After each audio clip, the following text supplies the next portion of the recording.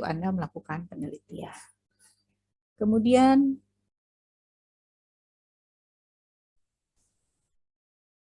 yang ketiga adalah objektif. Ya, objektif adalah tujuan data dikumpulkan. Jadi akan lebih baik juga Anda tahu data ini dulu dikumpulkan untuk apa. Ya, nah objektif ini juga dilihat oleh siapa data ini dikumpulkannya, ya, supaya kita bisa memastikan bahwa data ini kita pandang sudah memenuhi syarat keakurasian, ya, syarat objektivitas dari data.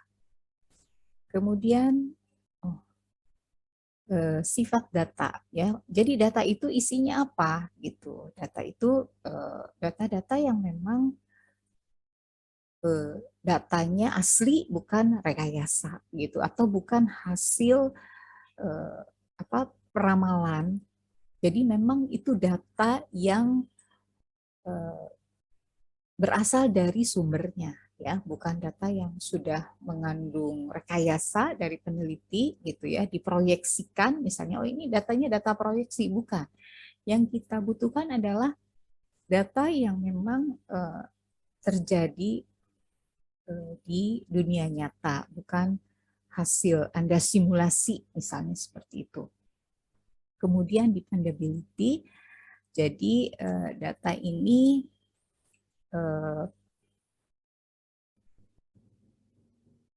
merupakan data yang sebelumnya memang ada sebuah aktivitas gitu ya, tidak, kalau bahasa Sundanya ujuk-ujuk muncul, tidak tiba-tiba muncul gitu. Misalnya data penjualan, jadi sebelumnya memang ada aktivitas penjualan, ya.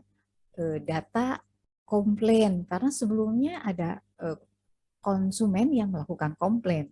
Jadi data ini memang merupakan data atas aktivitas yang sudah terjadi sebelumnya, ya. Nah, Anda perhatikan ya, jadi seringkali susah ya Bu ya, bagaimana mengevaluasinya. Jadi di dalam evaluasi ini sudah dibuat sedemikian mudahnya sampai Anda bisa lihat ya, singkatannya ini adalah second. Second itu kan menggambarkan data secondary data. Jadi kalau Anda ingin mencoba mengingat-ingat evaluasi seperti apa yang perlu dilakukan untuk memeriksa, untuk mengevaluasi data sekunder, apakah data ini layak apa tidak untuk Anda gunakan, ya. Jadi seperti ini. Baik, kemudian saya lanjutkan. Ini menggambarkan implementasi atau penjabaran lebih lanjut terkait dengan kriteria untuk mengevaluasi data sekunder. Tadi sudah disampaikan bahwa singkatannya adalah second ya. Jadi specification, error, currency, objective, nature, dan dependability. Nah, jadi di dalam penjelasannya, ketika Anda memeriksa dari sisi specification dan metodologi, maka isunya terkait bagaimana metode apa yang digunakan untuk mengumpulkan data, kemudian respon rate-nya seperti apa, kemudian analisis datanya menggunakan apa, gitu ya, statistiknya seperti apa, sampling tekniknya juga menggunakan teknik apa, ukuran atau sample size ya, sample size-nya, ukuran sampelnya, jadi yang terjaring melalui sampel tersebut berapa, questionnaire desainnya seperti apa, ya. Kemudian proses pengumpulan data di lapangannya seperti apa. Jadi Anda cek ketika Anda sudah mendapatkan data sekunder. Kalau ada yang diragukan, ya tidak perlu Anda pakai. Karena kita membutuhkan data yang dipastikan reliable, valid, dan bisa digeneralisasikan kepada permasalahan secara umum. Ya, jadi datanya kalau datanya spesifik sekali, tentu tidak bisa Anda gunakan, ya. Tapi misalnya datanya hanya terkait kasus yang terbatas jumlahnya, tetapi kalau misalnya datanya kasusnya itu cukup banyak, katakanlah data bukan berasal dari satu perusahaan, tapi ada 30 perusahaan, walaupun total perusahaan di populasi itu lebih dari 30, tetapi dengan 30 pun bisa dianggap merepresentasikan populasinya, sehingga datanya kemudian bisa Anda pakai. Kemudian terkait dengan error dan akurasi. Setelah Anda amati dari specification dan metodologi, sebetulnya Anda sudah bisa memperkirakan error seperti apa yang mungkin muncul dari data sekunder tersebut, ya. Kemudian juga bisa terlihat juga dari research design. Jadi kalau research design misalnya dari sampling lah ya, dari sampling menggunakan random sampling, maka biasanya data yang diperoleh dengan metode random itu bisa digeneralisasi, ya. Kemudian juga Anda bisa mengecek bagaimana data itu dikumpulkan, ya, bagaimana data itu dianalisis, dan itu semua Anda bisa cek dari sisi pelaporannya. Nah, tentu error dan akurasi ini Anda lihat semata-mata adalah untuk memastikan bahwa data sekunder yang akan Anda pakai di dalam penelitian ini adalah akurat, ya. Mencoba membandingkan data satu dengan data lainnya dari sumber yang berbeda, mana kira-kira yang lebih akurat, dan data itu yang lebih akurat tersebut yang akan Anda gunakan. Karena bisa jadi Anda mendapatkan data itu dari berbagai sumber. Ya, misalnya Anda mendapatkan data tentang UMKM, jumlah UMKM. Ada yang dari Pemda kabupaten, ada yang dari Pemda provinsi, bahkan ada dari nasional gitu. Nah, Anda bisa bandingkan kalau dari provinsi berarti kan dia mendapatkan dari berbagai kabupaten. Memang Anda diuntungkan bisa mendapatkan data itu lebih banyak, tetapi apa betul proses pengumpulannya ini akurat? Ya, jadi dipastikan terlebih dahulu seperti apa akurasi yang diberikan oleh sumber-sumber data tersebut. Kemudian dari currency. Currency menggambarkan kapan kan data itu dikumpulkan. Jadi jangan sampai Anda menggunakan data yang dari sisi waktu, data itu sudah jauh tertinggal dari waktu penelitian Anda. Anda penelitian 2022, datanya 2019 gitu ya. Dan data tersebut tentu Anda peroleh misalnya dari publikasi. Kalau publikasinya katakanlah 2020, tidak mungkin data itu menggunakan sampai 2020 ya. Pasti mungkin 2019. Jadi kalaupun Anda ingin memanfaatkan data yang sudah terpublikasi, yang terpublikasinya di awal tahun 2022, karena 2022 pasti di dalamnya mengandung data 2021, misalnya seperti itu.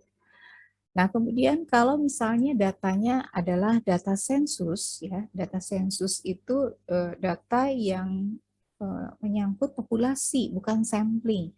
Nah, harusnya data sensus ini juga Anda cari pelengkapnya ya dengan data-data dari institusi terkait yang sudah diupdate. Misalnya dari sensus itu diketahui bahwa jumlah UMKM ada 1.200. Data sensus itu dari BPS. Nah, Anda bisa cek dari Dinas Koperasi dan UMKM gitu ya.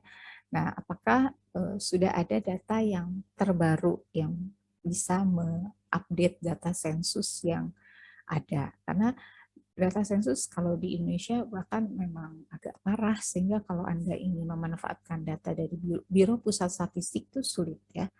Jadi misalnya saya membutuhkan data UMKM, itu terakhir mereka melakukan data sensus itu 2018 dan mereka klaim datanya di 2019. Jadi kalau Anda sering menggunakan data di BPS itu akan tahu. Kalau dipublikasikan 2019 sebetulnya datanya data 2018. Dan terakhir tentang UMKM ini kalau Anda cari ya di 2019 artinya udah 2018 yang lalu data itu jumlah UMKM itu menggambarkan data 2018 ya.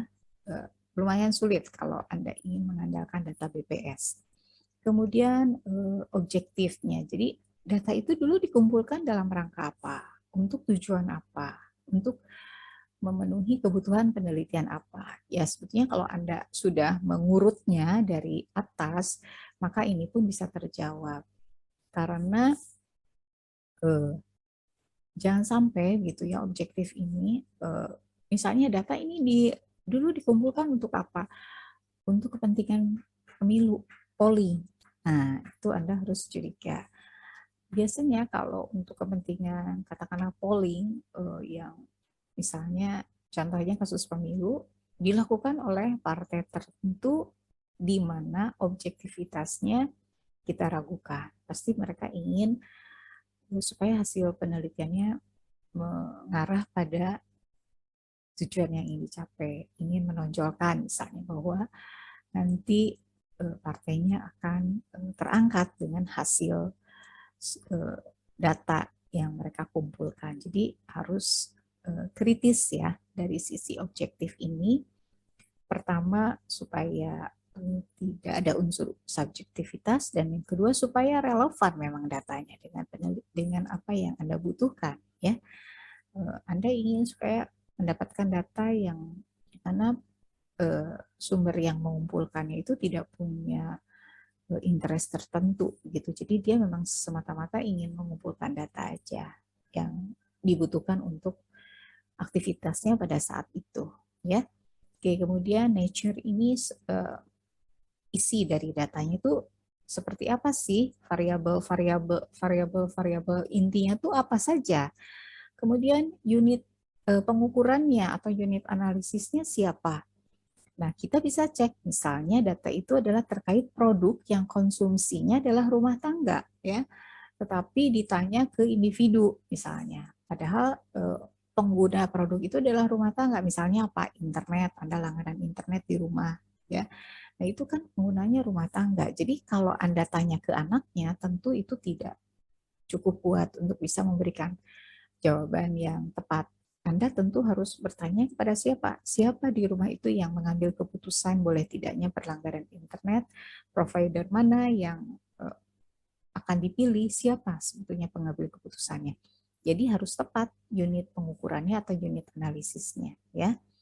Kemudian penggunaan kategorinya ya, atau bisa juga penggunaan dimensinya. Anda lagi ngukur Anda mendapatkan data kepuasan, cek gitu ya, variabel intinya atau kategorinya itu sudah tepat apa belum. Tuh. Kemudian biasanya ini menggambarkan hubungan antar variabel ya, hubungan antar variabelnya seperti apa. Nah, jadi supaya Anda bisa